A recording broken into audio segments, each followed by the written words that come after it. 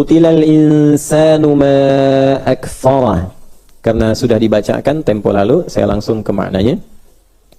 Qutilal insanu, celakalah manusia dengan segala kesibukan yang dijalaninya. Bapak dan Ibu, seperti pernah saya sering sampaikan, manusia itu di dalam Al-Quran disebutkan dengan beragam nama. Dan penamaan ini menunjuk kepada penekanan atas makna-makna yang berbeda sesuai dengan fungsi hidupnya. Misal, kalau disebut bashar, bashar diartikan juga manusia, 35 kali disebutkan dalam Al-Quran, bashara ini sekali. Dan ini nama pertama yang disebutkan oleh Allah ketika menginfokan pada malaikat dan jin akan dicipta makhluk baru yang kelak disebut dengan manusia. Nanti ditemukan di Quran surah 15 misalnya di ayat ke-28. Wa idh qala rabbuka lil malaikati inni Nah, itu yang Al-Baqarah. Inni khaliqum basyara. Ingatlah, pahami, pelajari Muhammad SAW ketika Rabbmu berfirman menyampaikan pada para malaikat dan kalangan jin yang ada pada saat itu bahwa Allah akan mencipta makhluk baru, disebutnya basyar. Ya, kalau disebutkan basyar itu artinya manusia berdasarkan fitrah keadaan nafsunya dan penampakan kulitnya.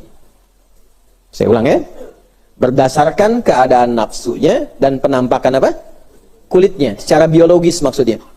Jadi kalau Anda nanti ingin mencari karakter kita tentang kecenderungan nafsu itu apa saja pekerjaannya? Kan sering ada kajian manajemen kolbu, mengendalikan nafsu. Nah, bagaimana cara mengendalikan kalau tidak mengenal karakter nafsunya? Kalau ingin tahu tentang nafsu, keluarkan semua ayat yang terkait dengan basyar dalam Al-Quran. Ada 36. Bashar disebutkan 35 kali, basyara ini disebutkan 1 kali.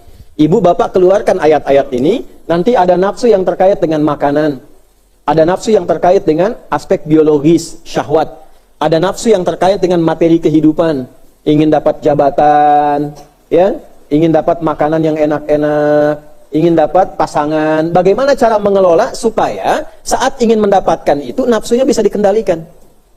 Nah, ini yang pertama.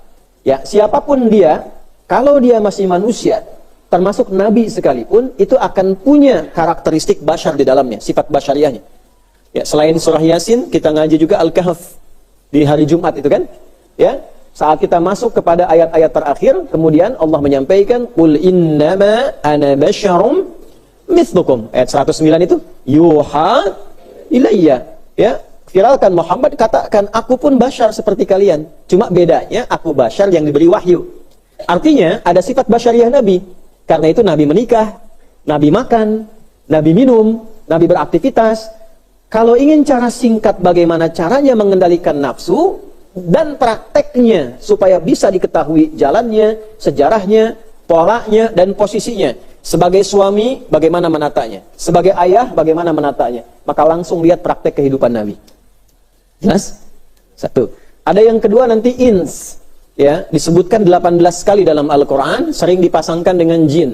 Ya ma'syaral jinni wal ins, wa ma khalaqtul jinna wal ins. Nah, ini kalau ins disebutkan dalam Al-Quran, biasanya menunjuk pada karakter manusia dari 3 aspek. 1, penampakannya. Ini manusia yang memiliki karakter selalu ingin tampak, terlihat, karena fitrahnya pun tampak, beda dengan jin yang tersembunyi. Jelas ya? Nah, jadi kalau keluar dari fitrah itu menjadi lawan. Misal jin tersembunyi, kalau ada jin melakukan penampakan, nah itu jin sedang bermasalah karena keluar dari fitrah. Apalagi manusia yang cari-cari penampakan jin, nah itu error. Paham ya? Nah, sama, manusia itu makhluk tampak. Jadi kalau sedang sembunyi-sembunyi, artinya sedang ada masalah. Enggak, ini serius. Ya, misal Anda papasan sama teman di jalan, baru kelihatan jauh dia langsung sembunyi, berarti punya masalah. Ya, ibu suami pulang sembunyi-sembunyi, ya, atau ibu buka dompet suami sembunyi-sembunyi, atau buka WA pasangan sembunyi-sembunyi. Ini menunjukkan ada apa? Ada masalah. Yang kedua, ada bawaan dasar kelembutan yang cenderung pada kebenaran dan punya sifat lembut. Ya, Makanya ketika lahir kan semua orang suka, baru lahir dari rahim siapapun, masya Allah lucunya, gitu kan? Pengen gendong, terus lembut.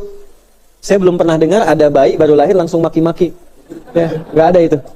Ya, makanya heran kenapa manusia yang lembut ini kok tumbuh dewasa menjadi pribadi kasar? Itu pasti ada yang salah.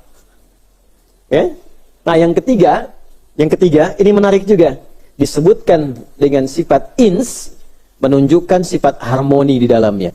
Ya, cenderung kepada nilai-nilai kebaikan yang bersifat kolektif dan nggak bisa hidup sendirian.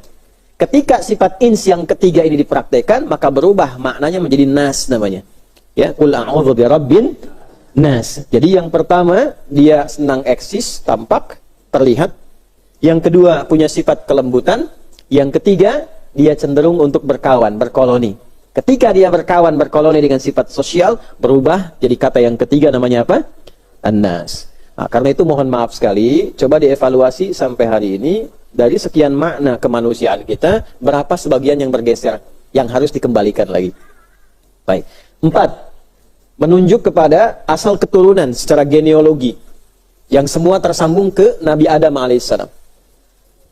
Ya, jadi, antum nih keturunan Nabi itu. Nabi Adam, ya, sama kita semua. Nyambungnya ke Nabi Adam semua. Ya, dan semua yang tersambung ke Nabi Adam itu disebut dengan Bani Adam. Apa namanya? Bani Adam. 7 kali disebutkan dalam Al-Quran. Nah, karena Nabi Adam ini, kenapa itu penting disebutkan? Karena nanti ada ayat-ayat dalam Al-Quran yang menjelaskan tujuan Allah menciptakan Nabi Adam dan Hawa, serta keturunannya. Lalu diberikan pelatihan pada Nabi Adam sebelum bertugas di dunia. Dikenalkan, ini nanti lawannya ini ya. Karakter lawanmu begini, jangan sampai nanti kalau dibisiki caranya begini, engkau tergoda. Nanti hidupmu, tugasmu seperti ini ya, jalannya seperti ini. Diberi pelatihan di surga sementara waktu, baru diturunkan ke bumi untuk bertugas sebagai khalifah.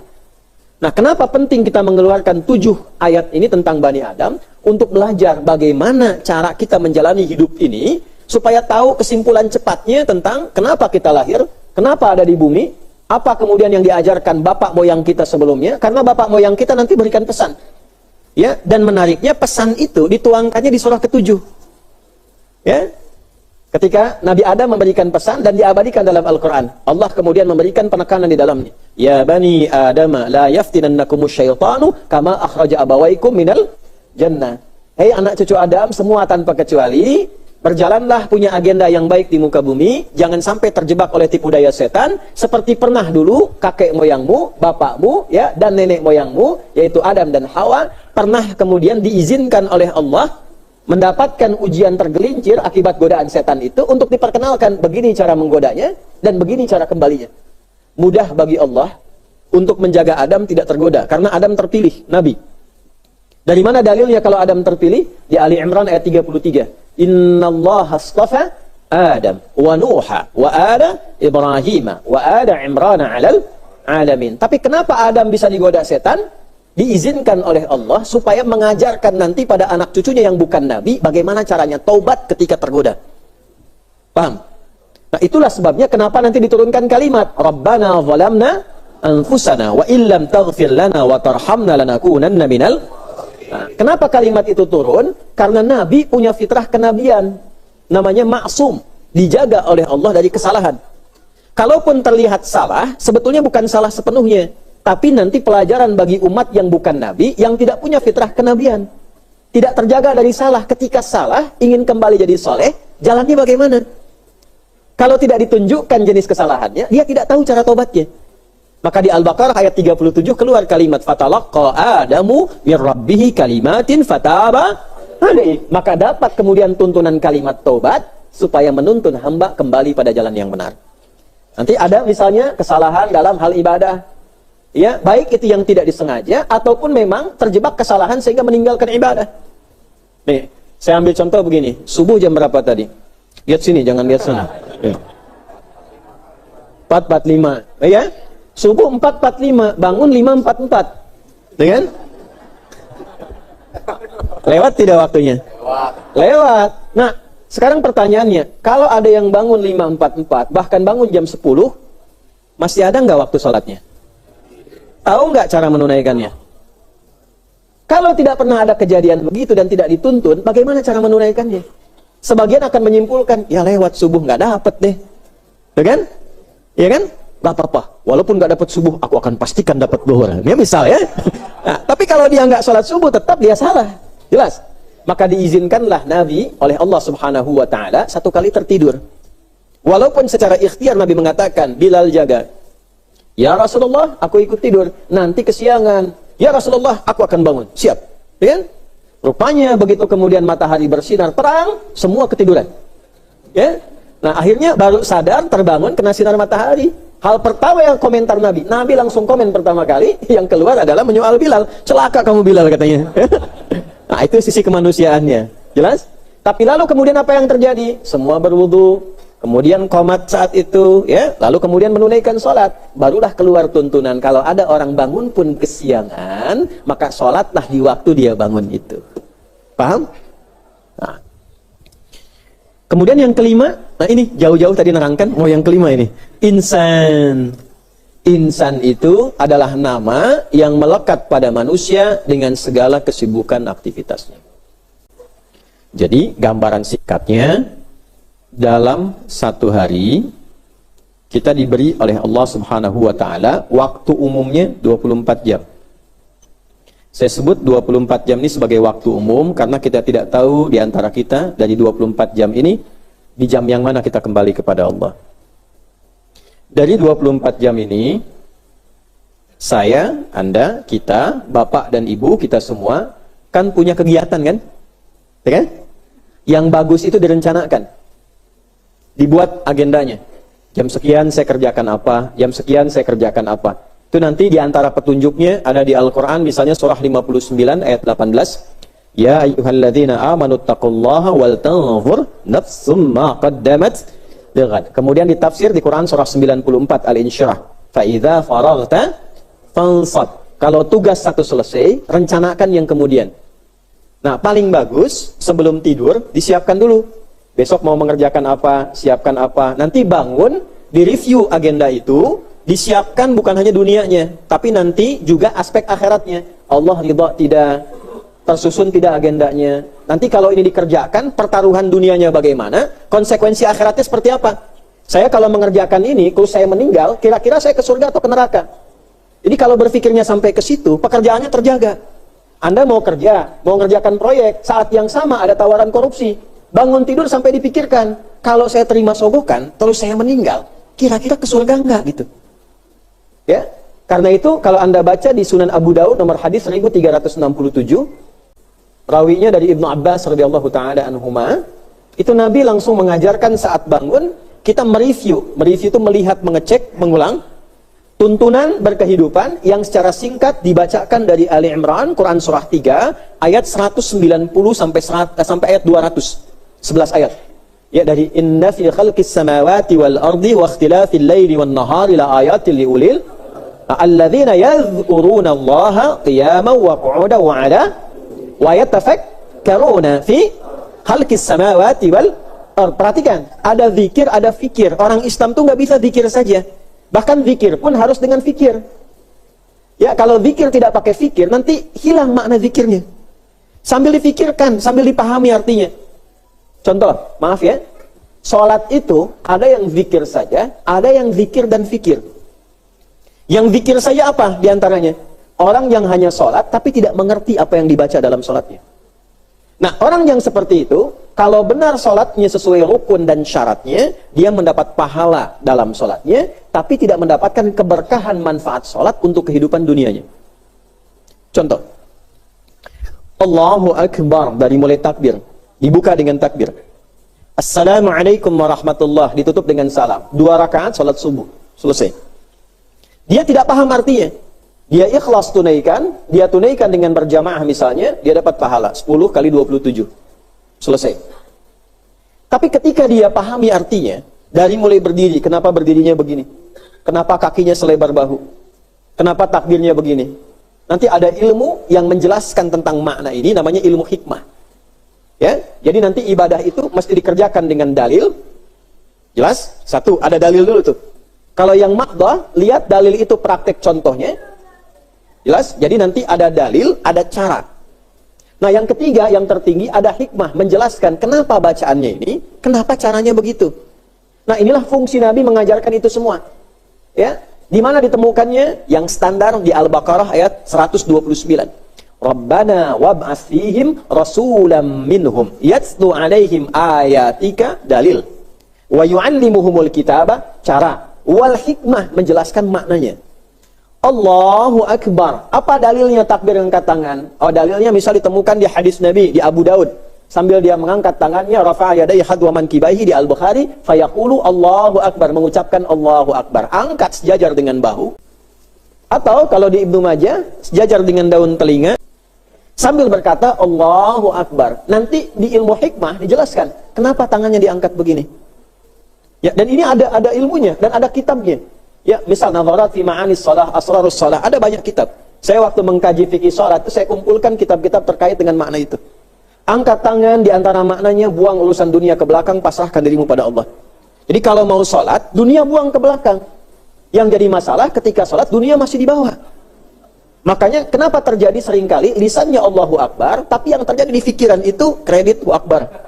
Ya, sendal Hu Akbar, jemuran Hu Akbar. Jadi ketika tangannya ngangkat, lisannya Allahu Akbar, pikirannya masih proyek. Karena itu takbir bisa digagalkan dengan suara panggilan telepon. Anda bayangkan tuh. Allahu Akbar, tang ting tung ting tang ting tung, itu bisa di cancel takbirnya tuh. Jadi masalah. Makanya orang-orang yang paham ini sebelum dia sholat, dia cancel dunianya dulu, dia matikan dulu, ya kan? Selesaikan dulu, dia offkan dulu, baru takbir buang dunia ke belakang. Dan ini ada maknanya lagi. Kenapa tangan yang kanan menutup yang kiri? Kenapa kemudian diletakkan di sini? Ya, dan seterusnya. Nah, ini yang dimaksudkan kembali lagi ke sini. Ya, ada orang Islam itu, ciri pertamanya, dia berzikir dan berpikir. Dan pikirannya dituangkan dalam bentuk agenda. Makanya kenapa salat pertama disebut dengan subuh. Saya pernah sampaikan di seringkali, dari kata asbah, yang diantara maknanya adalah sesuatu yang tersusun dengan rapi, agenda yang siap dieksekusi. Jadi idealnya begini, bangun tidur, agenda disiapkan, berdoa sama Allah, dibawa dalam sholat, dalam sujud itulah kita minta kemudahan pada Allah, supaya agenda yang kita siapkan itu diridhoi, diberkahi, dilindungi, dan dimudahkan oleh Allah. Idealnya begitu konsepnya. Pertanyaannya, apakah setiap yang bangun itu sudah punya agenda yang terukur? Teman-teman yang kuliah, ya kan? Bapak-bapak yang kerja dan sebagainya, sehari itu mau kerjakan apa saja. Jadi dasarnya begini, sebetulnya standarnya orang Islam tuh nggak boleh, ya, nggak boleh di sini bukan masalah pahala dan dosa ya, bukan halal haram, tapi standar menjadi pribadi Muslim itu sebetulnya nggak boleh kalau ditanya jam 9 di mana, ya lihat ntar aja deh, ya, dia terukur tuh. Nah, dari segala ukuran agenda ini jadilah kemudian kegiatan, dari kegiatan ini menjadi kesibukan. Nah, kegiatan yang kemudian dikerjakan sehingga menjadi kesibukan itu yang disebut dengan nama insan. Utilal insanu, apa kaitan dengan ayat? Celaka manusia itu dengan segala kesibukannya, ma'akfarah, yang menjadikan kesibukan itu begitu ingkar. Iya, karena kesibukannya dengan perintah dan ketaatannya kepada Allah.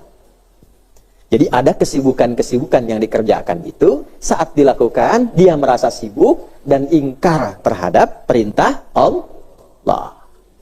Menyalahi ketentuan Allah. Pertanyaan dasarnya begini, kok bisa sih kesibukan kamu itu menyalahi ketentuanku? Kamu siapa sih? Bahasa pendeknya gini, so sibuk. Yuk kita turunkan 3 aja yang pokok perintah Allah. Ibadah, muamalah. Yang paling berbahaya, akidah. Ini saya letakkan di akhir karena ini puncak tertingginya. Ada kesibukan yang menyalahi ketentuan ibadah. Awas, hati-hati. Contoh, yang paling pokok, sholat. Ya. Tingkat pertama, ada orang yang saking merasa sibuknya, sholat itu tidak menjadi prioritas. Masih sholat, tapi sedikit. Kalau lagi pengen, sholat. Kalau enggak. Pas gitu. Pas pengen, sholat. Pas enggak pengen, tidak. Nah, sholatnya pun dibawa untuk memenuhi kebutuhan kesibukannya. Kalau ada kepentingan kesibukan, dia sholat. Kalau tidak ada kepentingan kesibukan, dia enggak sholat. Misal, ini bahasa Quran ya, bisa. Ada sholat untuk kepentingan pencitraan misalnya. Anda harus hati-hati ya, jangan sembarangan potong video nih. Ini saya lagi betul-betul jelaskan Quran nih. Ganti bahasanya, menarik perhatian. Lagi musimnya, ya. Misal nih, kalau kedudukan musim-musim pemilu, tuh kan? Kalau lagi pengen nikah nyari perhatian mertua gitu kan, sama aja sebetulnya.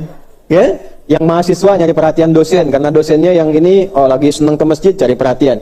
Jadi intinya begini, dia sholat itu karena hanya ingin dilekatkan kepada kesibukannya. Kalau nggak ada kesibukan yang mengharuskan dia sholat, dia nggak sholat. Dia pakai jilbab itu memang lagi perlu aja. Kalau nggak ada perlu dalam kesibukannya, dia nggak pakai jilbab. Tuh untuk perbandingannya. Maka turun ayat fawailul lil musallin, celaka orang sholat itu. Kok ada orang sholat celaka? Tapi jangan dipotong. Memotong itu jadi masalah. Potong video aja jadi masalah, apalagi motong ayat. Ya? Siapa yang dimaksud orang sholat celaka ini? Teruskan. Alladzina hum an sholatihim, yang lalai dalam penunaian sholatnya. Kenapa lalai? Alladzina hum yura'un, karena ini ingin dilihat. Ria itu karena ria adalah ingin dilihat makhluk, mencari perhatian makhluk. Mencari perhatian Allah namanya ihsan. Ihsan, mencari perhatian Allah, ingin dilihat oleh Allah ibadahnya. Itu ada di hadis Muslim nomor hadis yang ke-8. Anta'budallaha ka'annaka tarahu fa illam takun tarahu fa innahu yarak. Engkau beribadah merasa diawasi Allah walaupun kau tak melihatnya, tapi engkau ingin mendapatkan perhatian Allah, merasa dilihat Allah. Lawannya ria, merasa dilihat makhluk. Jadi kepentingan sholatnya ingin dilihat orang, bukan ingin dilihat Tuhan. Jelas? Ya, ini yang kita sebut tadi mencari perhatian apa? Makhluk. Ya, semua, bukan hanya sholat saja. Karena itu sholatnya menjadi terbatas. Nah, sifat ini yang ditegaskan oleh Quran menjadi karakter nifak namanya. Orangnya munafik. Ya, hanya membawa kepentingan dirinya saja. Ya, nifak orangnya apa? Nah, dari mana bisa disimpulkan sholatnya sedikit? Kalau lagi butuh saja. Nanti ada di An-Nisa, di ayat berapa? 142. Quran, surat 4, ayat 142.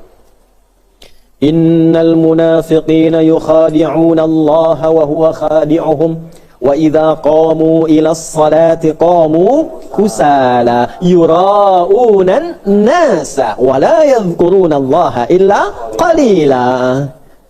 Sungguh tanamkan dalam hatimu, jangan sampai terjadi pada dirimu sifat nifak yang melekat pada orang yang menjadi munafik, memiliki ciri dalam ibadah.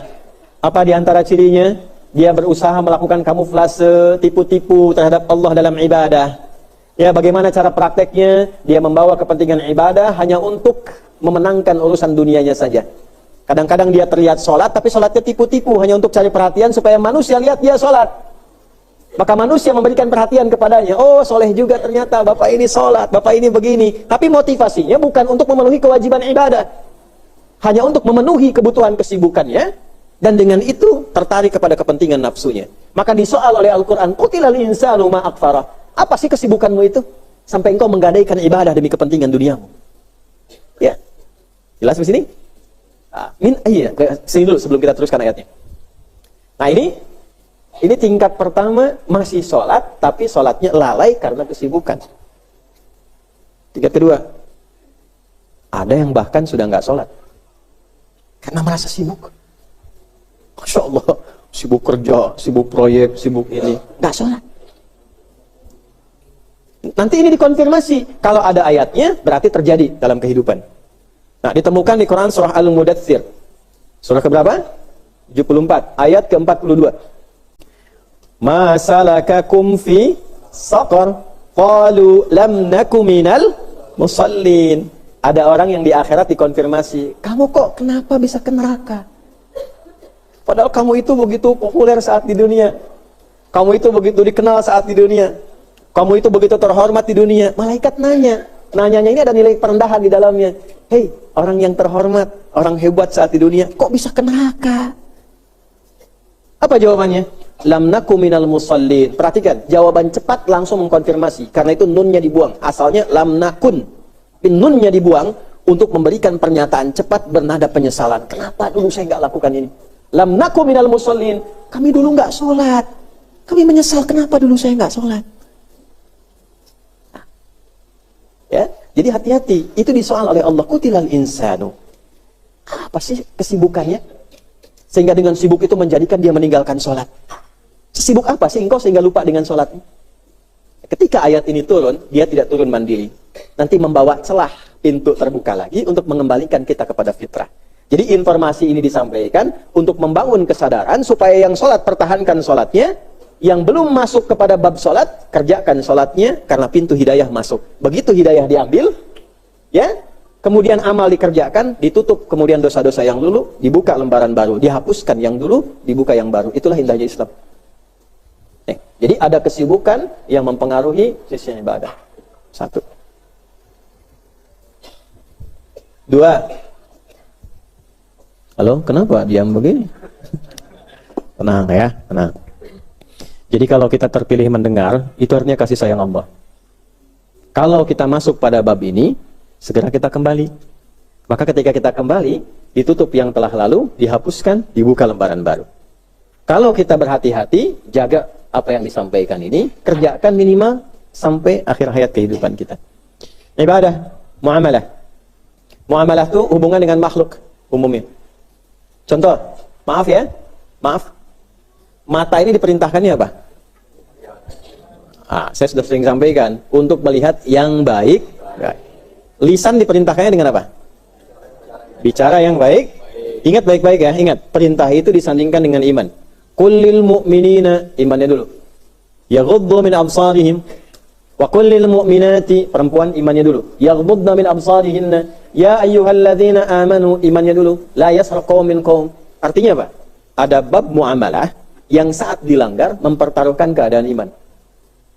Kalau ini dikerjakan, hati-hati, dengan baik, pertanda imannya kuat. Kalau menyalahi ketentuan ini, berarti ada yang salah dalam imannya. Ada yang lemah, ada yang perlu diperbaiki. Paham sampai sini? Yuk, kita terapkan misalnya. Ya ayyuhalladzina amanu la yaskhar qaumin qaum la yaghtab ba'dukum ba'dha. Hei orang-orang yang merasa punya iman, jangan saling mencela. Jangan bikin gosip, jangan bikin hoax. Jangan menjelek-jelekan orang. Pertanyaan saya, ada nggak dalam interaksi kehidupan kita yang karena kesibukan kita beraktivitas, ya, boleh jadi ada peluang mencela orang lain. Bahkan sekarang bisa terjadi, orang yang sibuk ngaji pun bisa mencela. Ini saya agak menyayangkan ini. Ya, karena yang dikajinya Al-Quran. Al-Quran memerintahkan dengan A, dia bergeser ke B. Karena yang dikajinya hadis. Hadis memerintahkan A, dia bergeser ke B. Maka ditanya balik oleh Al-Quran, kamu apa sih kesibukanmu itu sehingga dengan sibuk kamu melanggar perintah muamalah? Ya, kata Quran jangan menipu, dia nipu. Kata Quran jangan mencuri, jangan korupsi, dia korupsi. Dia mencuri. Jangan saling menjelekkan, dia menjelekkan. Berarti ada ayat yang bergeser. Nah, kesimpulannya apa? Kesimpulan yang pertamanya adalah hati-hati.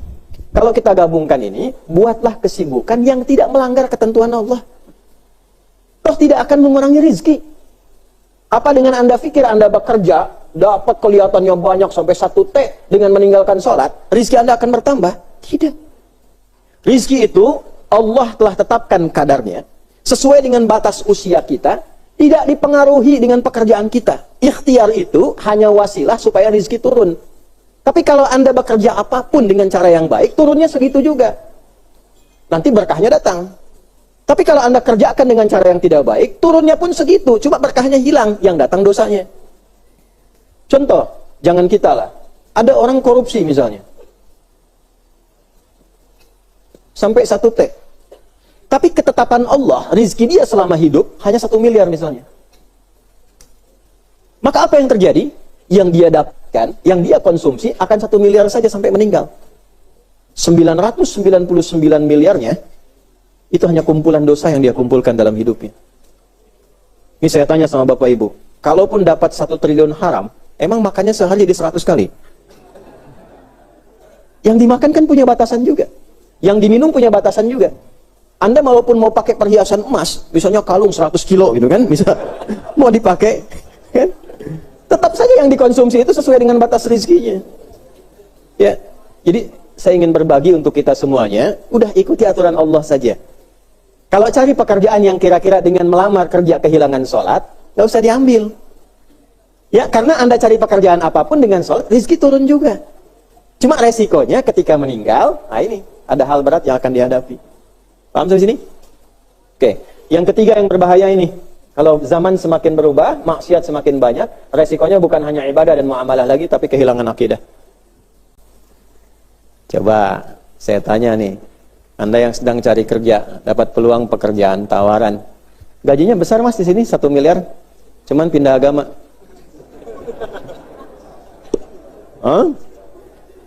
Nih ya, pilih ya.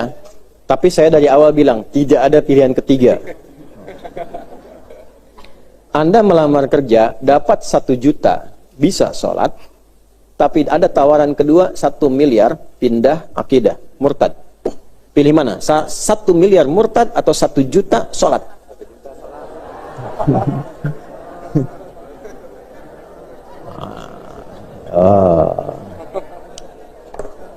Sekarang terjadi untuk jaga toko aja, dia mau kehilangan Jumat itu. Hati-hati. Nah ini yang dimaksudkan. Ditanya balik oleh Allah, kutilal insanu ma akfaro. Kok bisa kufur, bisa ingkar? Apa sih kesibukan yang kau kerjakan? Atau pada akhirnya kau meninggal juga gitu. Aku sudah siapkan rezeki untukmu, sudah bukakan jalan untuk mencarinya. Engkau tinggal kerjakan saja. Dan kenapa kemudian kau merasa sibuk dengan bergeser pada ketentuanku? Itu pertanyaan pertama tuh. Jadi Allah mengkonfirmasi, tapi setelah itu indah, mengembalikan pada fitrah dengan cara yang lembut. Ditanya balik dulu untuk berpikir, dibalikan lagi, dibimbing caranya untuk kembali. Itu luar biasanya. Paham sampai sini? Baik. Qutilal insanu ma akfarah min ayyi syai'in khalaqah. Dibalikin lagi. Setelah merasa besar dan hebat itu, coba deh kamu ingat-ingat lagi. Dari apa sih kamu diciptakan? Ya. Min nutfatin khalaqah. Kamu ini kan sesungguhnya dari dasar yang kecil, yang terpancar, yang kecil, bahkan terhinakan. Artinya orang kalau kena itu pun kecipratan pengen dibersihkan, ya, dibagusin lagi, dibersihkan kembali. Nah, kamu tercipta dari itu, tercipta dari sesuatu kecil, yang rendah. Kadang-kadang dibuat fenomena alam supaya kelihatan bahwa kita itu kecil.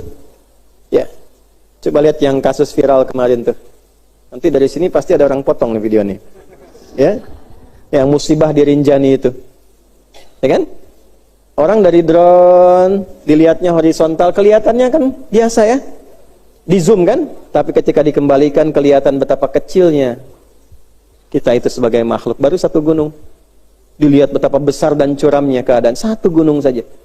Dan kita berdoa semoga siapapun yang hobi mendaki diselamatkan oleh Allah.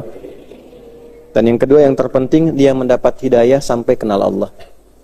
Kalau sampai naik ke atas gunung belum kenal Allah juga, kemana lagi dia mesti diantarkan? Ya, betul ya? Ya kan? Kalau sampai ke atas gunung, dia belum kenal Allah juga, kemana lagi mesti diantarkan? Karena ayat gunung itu di Quran, itu bersandarnya dengan ayat-ayat pengenalan pada Allah. Buka surat Fatir misalnya, di ayat ke-27. Fatir ayat ke-27. Dibukanya dengan alam taro annallaha. Apakah engkau tidak memikirkan bahwa Allah itu, ya, dari mulai menciptakan langit, bumi, menurunkan hujan, mengeluarkan bebuahan yang berwarna-warna, sampai kemudian menciptakan gunung-gunung. Lihat kalimatnya, menciptakan apa?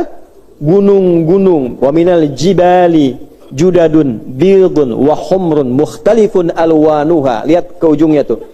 Dan di antara gunung-gunung itu Allah tetapkan, ada yang punya garis-garis putih, ada yang kemerahan, wa gharabibus sud. Ya, aneka warna itu ada yang hitam, lekat. Di hitam-hitam itu ada garis putihnya, ada yang merah-merahnya. Semua didesain itu apa? Kembali ke awal. Alam tara annallah. Apakah itu belum bisa membuat akalmu berpikir bahwa engkau bisa mengenal Allah dengan ciptaan itu? Engkau kecil ketika naik gunung. Ditanya balik, yang menciptakan gunung itu siapa? Yang membuat engkau kecil itu siapa? Ya, ayat Quran itu sampai sebegitunya. Orang ke lautan ada ayat turun tentang laut. Orang ke gunung ada ayat turun tentang gunung. Pada akhirnya ditanya, sampai engkau ke titik itu dan merasa kecil, pernah enggak dalam akalmu bertanya, siapa yang menciptakan yang besar ini? Dan menjadikan aku kecil seperti ini? Turun kesimpulannya, pasti ada di luar batas kemampuan manusia. Di luar makhluk ini. Ketemulah kemudian ke Allah. Turun ayat, min ayyi syai'in khalaqah, min nutfah. Kamu itu kecil. Dibandingkan dengan gunung masih besar gunung. Dibandingkan dengan beberapa hewan masih kuat hewan. Kamu pun takut pada hewan itu. Tapi luar biasanya, kenapa? Gunung yang bisa tasbih, hewan yang bisa tasbih, engkau menyimpang. Terbuat dari apa dirimu? Terus dibalikin, sesibuk apa? Sehingga kesibukanmu itu membuat engkau lalai dalam bertasbih. Paham sampai sini?